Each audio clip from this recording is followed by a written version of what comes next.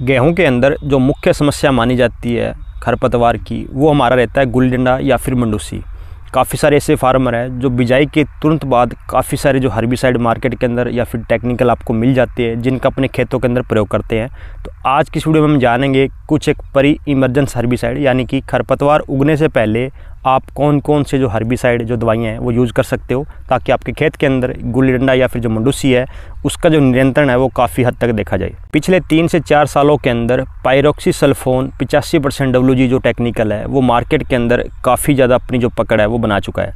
इसके साथ में जो कंपनी है वो 2 लीटर पेंडी 30% EC की आती है, वो भी कहती है कि इसको साथ में मिला करके 1 एकड़ में आप प्रयोग कर सकते हो। स्टार्टिंग के अंदर ये जो टेक्निकल है वो 2 से लेकर 3 कंपनियों के पास ही अवेलेबल था।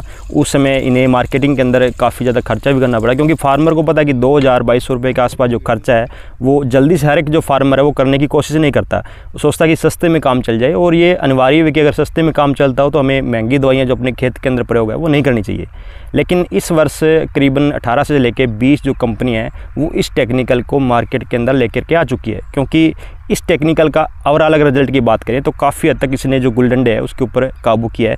कुछ एक कंडीशन रहती है जब भी आप इस दवाई को यूज़ करते हो। पहली कंडीशन तो ये है कि जब भी आप इस हर्बिसाइड को अपने खेत के अंदर डालें तो प्रति एकड़ के हिसाब से आपको जो 180 से लेकर 200 लीटर पानी है वो ज़रूर डालना है। हो सकता है कि अगर आप जब भी स्प्रे कर रहे हो तो अपने जो कदम है वो बेक रखें, या फिर कुछ एक फार्मर ये कहते हैं कि अगर हम सामने भी चलते हैं फिर भी कोई खास जो फ़र्क है वो पड़ता नहीं है, वो आप अपने हिसाब से एडजस्टमेंट कर सकते हो।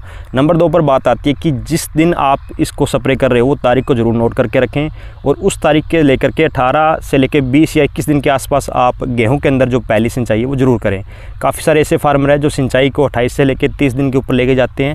उन खेतों के अंदर ये जो दवाई है वो अपना 50% जो रिजल्ट है वो घटा देगी। अगर आप 18 से लेकर 20 या 21 दिन के ऊपर पानी देते हो तो उन खेतों के अंदर ये रिजल्ट अपना काफ़ी अच्छा देती है। अक्सर देखने को मिलता है कि जिन्होंने स्टार्टिंग नवंबर में इस दवाई का जो स्प्रे है वो किया, या फिर जो बिजाई करने के बाद में स्प्रे किया है, तो उन किसानों के यहाँ लास्ट में नवंबर में जाकर के खेतों में कई बार बारिश भी हो जाती है। अगर बारिश होती है तो आपको जो सिंचाई है वो एक्स्ट्रा करने की आवश्यकता नहीं है। 2 से लेकर 3 इंच 4 इंच अगर बारिश भी हो जाती है फिर भी आप जो सिंचाई है वो ना करें। इस दवाई का जो रिजल्ट है वो आपके खेत के अंदर काफ़ी अच्छा देखने को मिलेगा।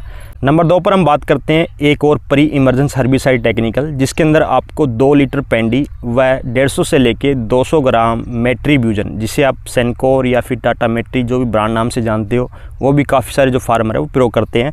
इस दवाई का जो रिजल्ट है वो काफ़ी अच्छा किसानों के यहाँ देखने को मिला है। जब भी आप इस टेक्निकल का प्रयोग करते हो तो आपको किसी भी तरह की कंडीशन नहीं है कि आपको जो पानी है वो कब देना है। आप 28 से लेकर 30 दिन के आसपास जो रेगुलर फार्मर जो पहली सिंचाई करते हैं तब जाकर के जो पानी है वो दे सकते हो। ये भी जो तरीका काफ़ी हद तक काम करता है। टाटा मेट्री या फिर मेट्रीब्यूजन जो टेक्निकल है ये प्री एंड पोस्ट दोनों तरीके से काम करता है। खरपतवार को उगने से पहले भी मार देता है व उगे हुए खरपतवार के ऊपर भी इसका जो रिजल्ट है काफ़ी अच्छा देखने को मिलता है। काफ़ी सारे ऐसे फार्मर है जो पहली सिंचाई के अंदर यूरिया खाद में मिला करके जो इसका छिट्टा है वो देते हैं।